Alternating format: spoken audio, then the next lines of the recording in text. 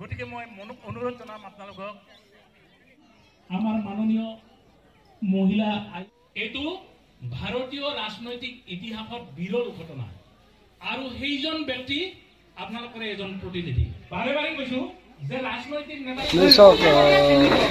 আমাৰ কেন্দ্ৰীয় সমিতি এটা নিৰ্দেশনা দিছে যে পঞ্চায়ত নিৰ্বাচন ডিচেম্বৰত অনুষ্ঠিত হ'ব।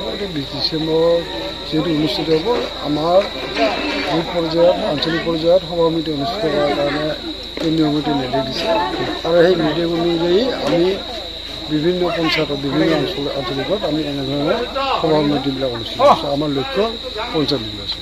প্ৰাৰ্থিত্বক লৈ ইতিমধ্যে কিন্তু পূজাৰ পিছতে কিন্তু নিৰ্বাচন হ'ব, কিন্তু প্ৰাৰ্থিত্ব লৈ ইতিমধ্যে আমি এখন 13জনীয়া কমিটি এখন গঠন কৰি দিছে আমাৰ হেৰিয়ে তাৰপিছত কেন্দ্ৰীয় সমিতিয়ে বীৰেন বৈশ্যকে আদি কৰি কেইবাজনকো নেতৃত্ব দায়িত্ব দিছে।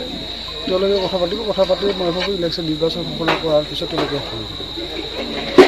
এতিয়া একদম যিখিনি ভাল কথা কৈছো সেইখিনি গতিকে যিখিনি কৈছো আপোনালোকে বুজি ল'ব।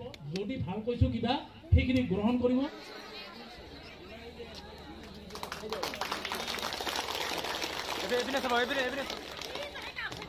ভাল গতিকে সমষ্টিৰ ৰাইজে